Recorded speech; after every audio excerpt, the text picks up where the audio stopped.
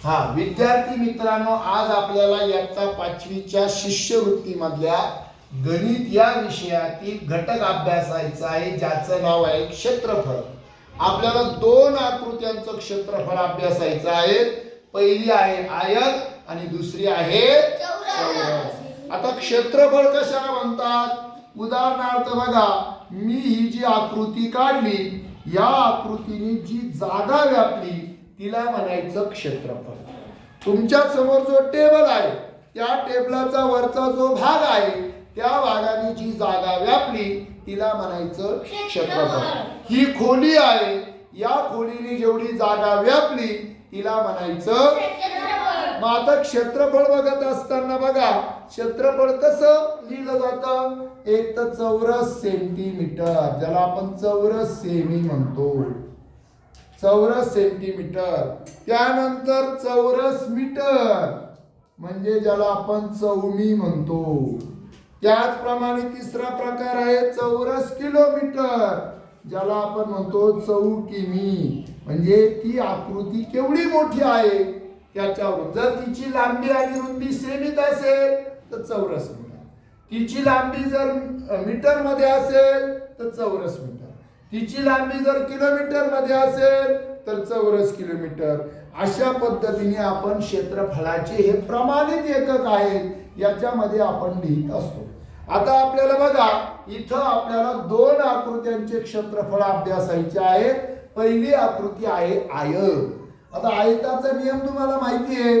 आयत म्हणजे काय रे? ज्याच्या समोरच्या बाजू कशा असतात? सारख्याच लांबीच्या असतात. मग आयताच्या फक्त दोनच बाजू दिलेल्या असतात. उदाहरणार्थ ही बाजू दिली 5 सेंटीमीटर आणि समोरची बाजू दिली 4 सेंटीमीटर आणि तुम्हाला सांगितलं या आयताचं क्षेत्रफळ काढा. याच्यासाठी सूत्र आहे आयताच्या क्षेत्रफळाचं लांबी गुणिले रुंदी. हे आयताचं क्षेत्रफळ. लांबी किती आहे बाळांनो? 5. रुंदी किती आहे? 5 गुणिले 4 किती झालं? 5 चोक 20. एकदम बरोबर. मग 20. आता सेमी मध्ये दिले म्हणून याचं प्रमाणित एकक कसं येईल? चौरस का बरं आला? कारण ही चौरस आकृती आली, ही पण आली, ही पण. 20 चौरस सेमी हे याचं क्षेत्रफळ. हे जर मीटर मध्ये असतं तर काय आलं असतं? चौरस मीटर. हे जर किलोमीटर मध्ये असतं तर काय आलं असतं? चौरस किलोमीटर. म्हणून आयताचं क्षेत्रफळाचं सूत्र काय आहे? लांबी गुणिले रुंदी. लक्षात ठेवा. बरोबर. दुसरी आकृती बघा, किंवा याच आकृतीचं मला सांगा. उदाहरणार्थ आपण बघू, हिची आहे 7 मीटर आणि हिची रुंदी आहे 3 मीटर. किती राहायचं क्षेत्रफळ? 7. मग सूत्र काय? लांबी गुणिले रुंदी. मग लांबी किती आहे? 7. रुंदी किती आहे? 3. किती आलं रे? 7 मीटर 21 काय आलं? पण मीटर मध्ये असल्यामुळे 100 मीटर. बरोबर आहे. म्हणजे अशा पद्धतीने आयताचं. दुसरी आकृती कोणती आहे आता? चौरस. चौरस म्हणलं म्हणजे जिच्या चारही बाजूंची लांबी कशी असते? मग त्याच्यात एकच बाजू दिलेली असते. समजून घ्या, इथं चौरसाची बाजू दिलेली आहे 4 सेमी आणि आपल्याला याचे काय करायला लावलं? क्षेत्रफळ. मग याच्यासाठी काय सूत्र आहे बघा? बाजूंची लांबी गुणिले बाजूंची लांबी. मग ही बाजू गुणिले ही बाजू. मग आता बाजूंची लांबी गुणिले बाजूंची लांबी, ठीक आहे नाही? बाजूंची लांबी गुणिले बाजूंची लांबी. याला दुसऱ्या भाषेत आपण काय म्हणणार? बाजू गुणिले, काय म्हणणार याला आपण? बाजू गुणिले. माझ्या एखाद्या संख्येचा 2 वेळा गुणाकार करणं याला गणितामध्ये म्हणतात त्या संख्येचा वर्ग करणं. म्हणजेच आपण तिसऱ्या भाषेत लिहू शकतो बाजूचा वर्ग. बाजूचा. मग 4 गुणिले 4 केलं काय? 4 गुणिले 4 किती झालं? 16. बरोबर. 16 चौसेमी. बरोबर आहे की नाही?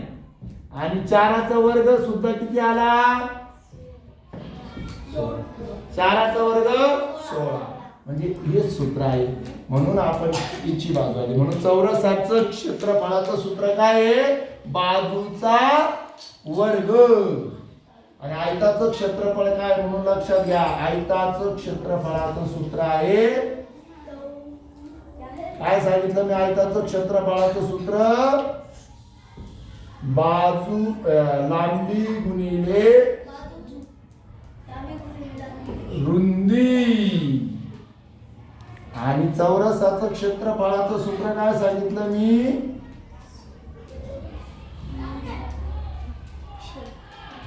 बाजूंचा वर्ग. हे 2 सूत्र लक्षात ठेवा. ज्यावेळेस आयताकृती दिली असेल, लांबी आणि रुंदी दिली, लगेच आपण त्याचा गुणाकार. इथं चौरसामध्ये एकच बाजू दिली राहील, कारण सर्व बाजू कशा असतात? सारख्या. म्हणून एकच दिली, त्याचा लगेच वर्ग करा किंवा त्याच संख्येने त्या संख्येला गुणा. म्हणजे तुम्हाला या दोघांचं क्षेत्रफळ लक्षात येईल.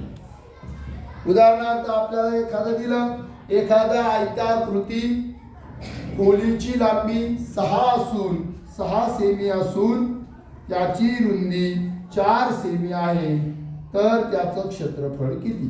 मग किती आलं रे? लांबी किती सांगितली? 6 सेमी.